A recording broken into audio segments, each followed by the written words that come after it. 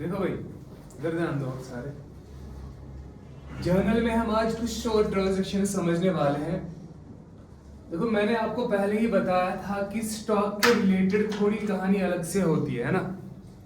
कोई भी fixed asset जो होता है वो खुद को हमेशा खुद ही रिप्रेजेंट करता है, लेकिन जब बात आती है ना स्टॉक की, यानी जिस चीज का अपने पास धंधा होता है, यानी जिस चीज में हम डील कर रहे हैं, जिस चीज का हम ट्रेड कर रहे होते हैं, जब उस आइटम की बात आती है उसको हम अपने पास यहाँ क्या कहते हैं, गुड्स बोल लो या स्टॉक बोल लो। तो वो हमारे पास फ्रीक्वेंटली आता भी है और हमारे यहाँ से फ्रीक्वेंटली जाता भी है। अब उसकी कहानी थोड़ी अलग तरीके से लिखी जाती है। क्या है, थोड़ा एग्जाम्पल मैं बताता हूं। मान लो आपके पास यहाँ पे एक बिजनेस है। क्या है? अब इस बिजनेस में तुमने क्या करना है, स्टॉक लेके आना भी है और कल को बेचना भी है। तो जब तुम्हारे पास स्टॉक आता है, देखो यहाँ पे स्टॉक का इनपुट हो रहा है और यहां से आपका स्टॉक जा रहा है। अब अरे समझ आ रही बात? स्टॉक का आना और स्टॉक का जाना, स्टॉक के आने को रिप्रेजेंट करते हैं हम यहाँ पे परचेज अकाउंट से। किससे? और स्टॉक के जाने को रिप्रेजेंट करते हैं हम सेल्स अकाउंट से। किससे करते हैं? सेल्स अकाउंट से, है ना। अरे बताया था ना मैंने ये। लेकिन क्या ये रूल हमेशा लगता है? देखो, कुछ एक्सेप्शंस है इसकी। क्या है? जब भी अपने पास बिजनेस में स्टॉक लाया जाएगा, परचेज अकाउंट डेबिट करते हैं, ना कि स्टॉक अकाउंट। हालांकि स्टॉक क्या है अपने पास? एसेट है। एसेट बढ़ा तो डेबिट। तो रूल्स क्या है अपने पास? वैसे रूल्स है, एसेट एक्सपेंस बढ़ेगा तो क्या करने का? डेबिट कर दो, घटा तो क्रेडिट। कैपिटल लायबिलिटी इनकम बढ़ेगा तो क्रेडिट करने का, घटा तो डेबिट करने का। अरे ये है ना मॉडर्न अप्रोच, है कि नहीं? तो जब स्टॉक आता है ना, जब आता है तो स्टॉक हमारे यहां बिजनेस में क्या बन जाता है? एसेट है। तो बढ़ा तो क्या करना चाहिए? डेबिट करना चाहिए। तो डेबिट ही करते हैं हम, क्रेडिट नहीं करते। लेकिन मसला यह है कि स्टॉक खुद को खुद रिप्रेजेंट, इसको रिप्रेजेंट करता है कौन? डेबिट। क्या करते हो आप? परचेज अकाउंट डेबिट करते हो, स्टॉक अकाउंट नहीं। इसी तरह जब स्टॉक जाता है ना, अब जब स्टॉक जाता है, निकलता है बिजनेस के यहां से, जब बेचते हो स्टॉक को, क्या करते हो? जब बेचते हो तो स्टॉक फिर से जा रहा है। अब स्टॉक क्या है? एसेट कम हुआ तो क्रेडिट होना चाहिए ना। हाँ, क्रेडिट ही कर रहे हैं, कुछ और नहीं, क्रेडिट ही कर रहे हैं। लेकिन मसला ये है, स्टॉक का जाना रिप्रेजेंट क्या कर रहा है? यहां पे तुम मुनाफे के लिए बेच रहे हो इसको, है ना, सेल कर रहे हो ना। सेल एक प्रकार से एक तरह का रेवेन्यू है, यानी इनकम अकाउंट है। इनकम बढ़ा तो क्या करना है? वो क्रेडिट ही करना है दोनों सूरतों में। लेकिन स्टॉक के जाने को रिप्रेजेंट करते हैं हम सेल्स अकाउंट से। अब इसका रीजन भी है। देखो, जब स्टॉक अपने पास बिजनेस, मान लो ये पेन मैंने खरीदा 10 रुपए का। अब ये 10 रुपए का जब मैंने खरीदा, ये मेरे लिए एक तरह का खर्चा है कि नहीं है? यानी आउटफ्लो ऑफ रिसोर्सेज हो रहा है ना। अरे एक तरह से इनफ्लो आ रहा है, स्टॉक आ रहा है, मैं मानता हूं, लेकिन पैसा देना पड़ रहा है ना, तो खर्चा है कि नहीं है? समझ आई बात? दैट्स व्हाई परचेज एक तरह से खर्चा भी है। जब कल को मैं यही पेन बेचूंगा, 10 में लिया था, अब मैं 15 में बेच रहा हूं, तो मेरे लिए क्या है? सेल कर रहा हूं ना। सेल करने की वजह से क्या आएगा? पैसा आएगा ना बिजनेस में, तो एक तरह से क्या इनकम है। दैट्स व्हाई इसको जाते समय रिप्रेजेंट किया जाता है किससे? सेल्स अकाउंट से, और आते समय परचेज अकाउंट से। लेकिन देखो, स्टॉक और भी सूरतों में बिजनेस से निकल सकता है। क्या हर सूरत में इसको रिप्रेजेंट करना है सेल्स अकाउंट से? नहीं, उसके एक्सेप्शंस मैंने यहां पे लिखे हुए। देखो, पहला क्या है, कभी कभार ऐसा हो सकता है ना कि गुड्स को आप चैरिटी या डोनेशन के तौर पर दे सकते हैं, ठीक है ना। आपने मान लो 10,000 रुपए का डोनेशन किया, और दूसरे केस में क्या है? गुड्स आपने सैंपल्स के तौर पर दिए हैं। गुड्स मालिक लेके गया घर, और एक और चीज है loss of stock due to fire, या आग लगने की वजह से, या भूकंप आने की वजह से, तूफान आने की वजह से, बाढ़ आने की वजह से, या चोरी होने की वजह से, थेफ्ट की वजह से। समझ आई बात? स्टॉक बिजनेस के यहां से निकल सकता है। तो ये कुछ केसेस है जहां पे मैं बताने वाला हूं क्या करना है। लेकिन एक चीज मैं आपको बता दूं साथ साथ में, सवाल उठता है, मान लो अगर स्टॉक आप खरीदते हो 10,000 रुपए का, कितने का? 10 का। तो ये क्या होता है आपके लिए? कॉस्ट होता है ना।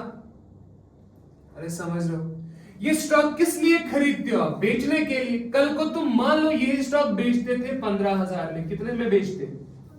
जब बेचते तो कितने में बेचते? 15,000 में। ये क्या है इसका? मैं बोल सकता हूं सर ये सेल्स वैल्यू है इसका, क्या है? अरे बोल सकता हूं कि नहीं बोल सकता? ये तो कॉस्ट है। और ये क्या है इसका? लाया 10 का था, अगर बेचता तो कितने में बेचता? 15 में। 15,000 में बेचता है ना। अब यहां में दिक्कत क्या है, जब तुमने पहला वाला केस समझो, गुड्स गिवन एज चैरिटी या डोनेशन हो, कितने का? 10,000 का। अगर इन चार के चार केसेस में तुमको क्वेश्चन में कॉस्ट भी दिया है और सेल्स वैल्यू भी दिया है, तो एंट्री किस पे करोगे? कॉस्ट पे या सेल्स वैल्यू पे? समझो, मैं फिर से बता रहा हूं, देखो 10,000 का माल खरीदा, अगर बेचते ना तो कितने में बेचते? 15,000 में। तो मुनाफा कितना होता तुम्हारा? 5,000 का होता कि नहीं होता? अरे प्रॉफिट कितना कमा लेते 10 वाले स्टॉक में? 5,000 रुपए का। तो भी तो 15 में बेचते। अब मैं कहता हूं ये स्टॉक अब तुमने बेचना नहीं है, या तो ये डोनेट कर दिया तुमने, ये सैंपल्स के तौर पर दे दिया, या मालिक घर लेके गया, या जल गया, चोरी हो गया, बाढ़ की वजह से तबाह हो गया। अब क्या होगा? क्या इसमें प्रॉफिट है? क्या इन चार केसेस में प्रॉफिट दिख रहा है आपको कहीं से? नहीं। तो प्रॉफिट को फिर एलिमिनेट करना चाहिए कि नहीं करना चाहिए? तो इस वजह से मैं कह रहा हूं, अगर अदर देन सेल्स हमारे बिजनेस से स्टॉक निकलता है तो हमेशा वो एंट्री जो होगी ना, वो हमेशा कॉस्ट पे होगी। किस पे होगी? तो यहां पे भी ये कॉस्ट पे होगी, यहां पे भी कॉस्ट पे होगी, यहां पे भी कॉस्ट पे, और यहां पे भी कॉस्ट पे ही एंट्री की जाएगी। बताओ समझ आई बात कि नहीं आई? अरे क्लियर है? यहां तक बात समझ आई तो बताओ। और एक और चीज मैं बता दूं, स्टॉक किस लिए होता है? बेचने के लिए। अगर तुम ये स्टॉक बेचते नहीं हो तो हम यहां पे एक एजम्पशन लेते हैं, मान लो मानने में तो कोई दिक्कत है नहीं ना, मानना है, एजम्पशन लेना है कि भैया ये जो स्टॉक हमने लाया है बिजनेस में, जब तुम अगर तुम आगे जाके इसको बेचते नहीं हो तो एजम्पशन ये लेना है, ये मानना है कि जैसे तुमने ये कभी लाया ही नहीं था। क्या बोल रहा हूं? एजम्पशन क्या मानना है? जैसे कि ये था ही नहीं कभी। मान लो तुमने कहीं पे पेड़ लगा दिया जमीन में, अब गलती से तुमको वो हटाना पड़ेगा, क्या करोगे? उखाड़ करके फेंक दोगे ना। तो वही चीज यहां पे भी करनी। जब ये स्टॉक आया था, चाहे ये केस हो, ये या ये वाला केस हो, जब स्टॉक आया था आते समय तो ये परचेज ही था ना। आते समय तुमने क्या किया होगा? परचेज अकाउंट डेबिट किया होगा कि नहीं किया होगा? बताओ ना। अरे किया होगा ना परचेज अकाउंट डेबिट। अब जाते समय क्या करते? सेल्स। लेकिन सेल्स तब जब उसमें मुनाफा होता, जब तुम अपने कस्टमर्स को बेचते। लेकिन क्या तुम अपने कस्टमर्स को बेच रहे हो यहाँ पे? इन चार केसेस में नहीं। तो इसलिए मैं कह रहा हूं, एजम्पशन मान लो कि जैसे स्टॉक था ही नहीं। अब था ही नहीं कैसे? जब ये आया था तो डेबिट हुआ था ना। क्या डेबिट हुआ था सर? परचेज अकाउंट डेबिट हुआ था। तो इन चार केसेस में क्या करना है? फिर डेबिट को खत्म करना है ना। क्या करके? क्रेडिट करके। तो इन चार केसेस में क्या करना है? याद रखना, इन केसेस में other than sales purchase account ही क्रेडिट होता है। क्या होता है? स्टॉक तो निकल रहा है, यहां पे भी मैंने क्या बताया था, नॉर्मल रूल क्या है हमारे पास? सेल्स अकाउंट को क्रेडिट करना पड़ता है। लेकिन अगर ये केसेस हुए, यहां पे मुनाफा नहीं है, नंबर एक कॉस्ट पे ही एंट्री करनी है, नंबर दो परचेज अकाउंट ही क्रेडिट होगा। बिकॉज हम मानते हैं कि जैसे ये था ही नहीं कभी। बिकॉज जब आया था तो डेबिट किया था, अब क्या कर रहे हैं? क्रेडिट कर रहे हैं। बताओ समझ आई बात यहां तक कि नहीं है? अब करना क्या है यहाँ पे? देखो एंट्री में बता रहा हूं, गुड्स गिवन एज चैरिटी या डोनेशन। 10,000 रुपए का माल तुमने दिया है चैरिटी के तौर पर। अच्छा आपसे मैं पूछता हूं, अगर इस क्वेश्चन में सेल्स वैल्यू भी दिया होता तो तुम्हारे किसी काम का होता? नहीं, वो तो पागल बनाने के लिए देंगे ना, तो उससे डरना, बिकॉज ये 4 के 4 केसेस में हमेशा हमेशा हमेशा एंट्री किस पे होगी? कॉस्ट पे होगी। किस पे होगी? समझ आई बात? तो 10,000 रुपए का स्टॉक तुमने चैरिटी में दे दिया, दान कर दिया। मुझे बताओ चैरिटी क्या है बिजनेस के लिए? इनकम है, एक्सपेंस है? एक्सपेंस है। एक्सपेंस बढ़ेगा तो क्या करने का? डेबिट करने का। तो कर दो डेबिट। क्या नाम रखेंगे? डोनेशन या चैरिटी, जो तुम्हारी मर्जी, डोनेशन हो या चैरिटी। अकाउंट क्या करेंगे? डेबिट करेंगे। कितने से? 10,000 रुपए से। बताओ समझे नहीं समझे? क्रेडिट क्या करोगे?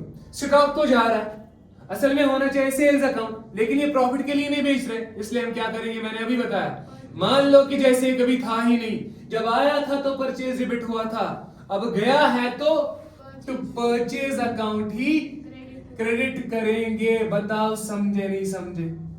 क्लियर है यहां तक? इसी तरह इस वाले केस में क्या होगा?